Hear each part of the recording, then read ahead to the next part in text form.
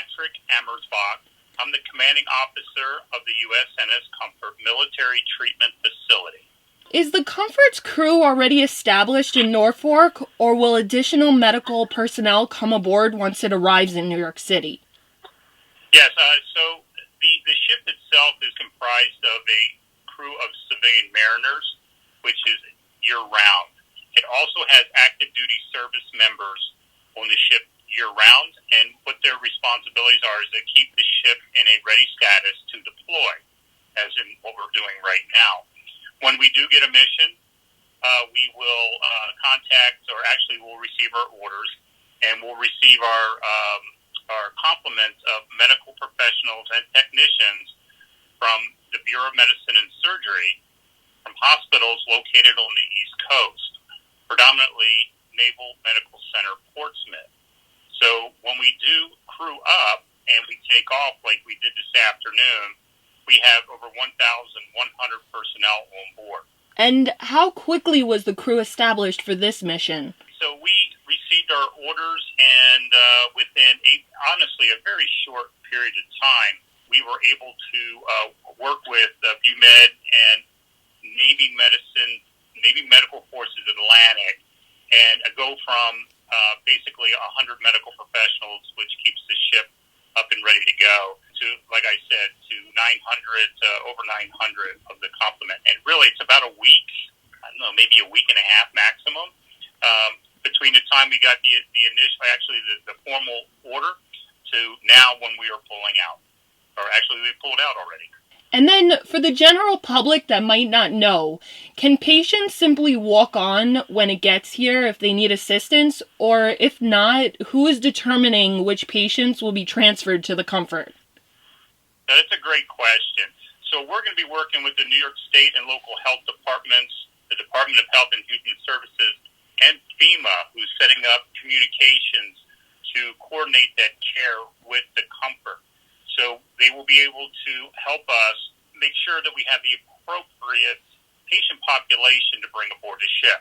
So basically there won't be any walk-ups, or we are not going to be an emergency department for EMS to drop patients off to us. It'll be like a hospital-hospital transfer like we do in a community.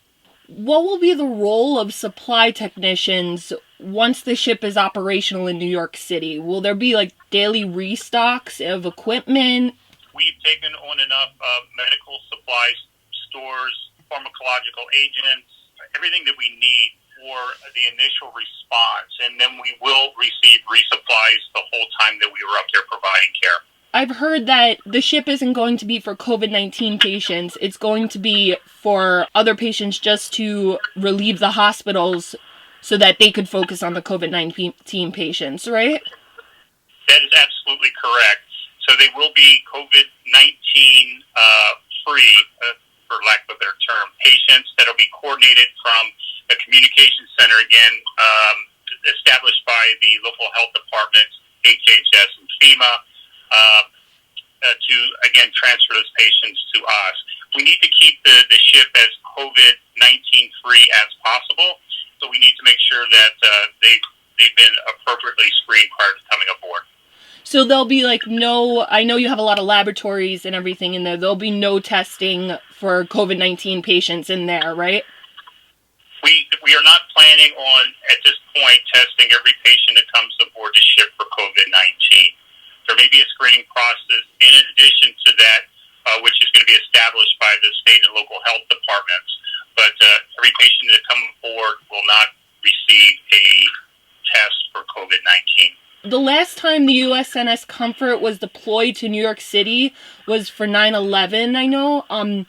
It was known as Operation Noble Eagle. Do you guys have a name for this mission yet? Ma'am, we do not.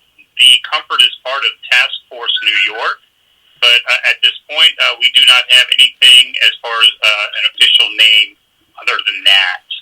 When ships the size of the Comfort enter New York Harbor, it's customary for Sandy Hook pilots to place a local civilian captain at the helm. Will this hold true as you guys intend to dock at Pier 90? Yes, I'm not the guy that drives the ship, but it is traditional for every naval vessel when moving into a local harbor to take aboard a local pilot to help with that navigation process. And then, has the Comfort ever been deployed to help other infectious disease outbreaks around the world, or humanitarian missions such as the Haiti earthquake or malaria? Oh, absolutely. So the Comfort has had multiple deployments since its commissioning as a hospital ship. Everything from Desert Storm back in 1990. We just finished up with a Comfort deployment 2019 through Central and South America, where we provided care to 12 of our partner nations in the Caribbean and Central America. Hurricane Maria, we've been out there doing what we can. Even Haiti, they had an earthquake a few years ago, actually a bit more than that now, but in support of their needs at that time. So it's been actually a very busy ship. Although we've had many missions, combat support, that of hurricane relief, that of humanitarian, we have not provided any care or responded to any areas for an outbreak of an infectious disease. Can you explain, is there a different route that you guys are taking now because it's an infectious disease as opposed to other operations you were on? Well, we're following DOD and CDC guidelines to ensure the safety of the crew. That's what we're doing. Some of the other missions we were on, well, I would say all of the other missions we were on, this was not so much of an issue. Many of the missions that we were on, the care would be provided on shore instead of aboard the ship. Again, this is something a little bit unique for us, and we are following the same thing that our nation is, and we're trying to maintain social distancing. We're cleaning the heck out of everything, and we're following CDC and DOD guidelines to make sure that we do what we can to keep people COVID-19 free. Can you tell me how many patients can the Comfort accommodate, how many rooms there are? Yeah, absolutely. So I'm going to give you a little background on the ship. So the ship was commissioned in 1987 to provide support for major combat operations. So it has 12 ORs on board.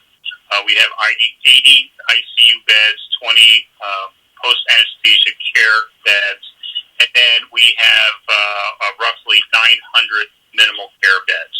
Okay, that sounds like a lot, but the ship, again, was designed for an active duty population involved in a conflict. So they would come aboard, they would receive surgery, or their medical needs would be met.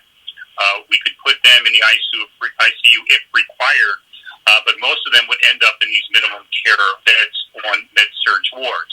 And what that means is they're bunk beds.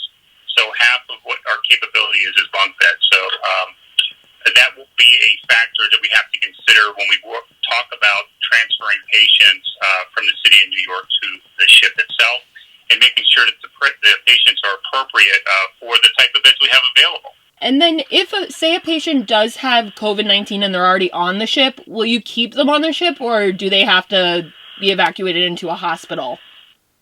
No, ma'am. At this time, our goal would be to transfer the patient off of the ship. The thing about it, a ship, and you've seen in the news about cruise liners and others, that it's hard to keep a patient separated in a confined environment. We do have the ability to do that, but it's a very limited ability. So it makes sense to get the patient off the ship as safely as possible, as not to infect the rest of the patients and or crew. Do you know how long the Comfort is planning on staying here? Ma'am, we're going to be there as long as we're needed. That's good to hear.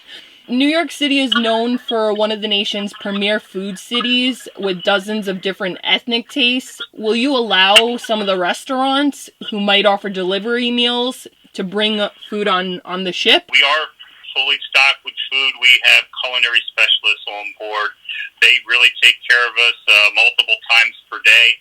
They're capable of serving thousands of meals per day, which you're actually doing right now. Trust me, I would love nothing more than to have New York pizza delivered to the ship. But right now, we're going to have to rely on that, which we have internally. And again, ma'am, they do a wonderful job. Awesome.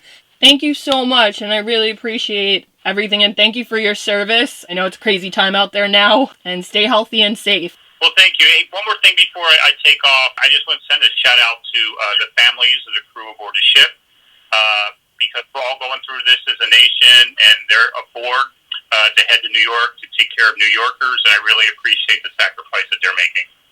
Thank you for this. Thank you, ma'am.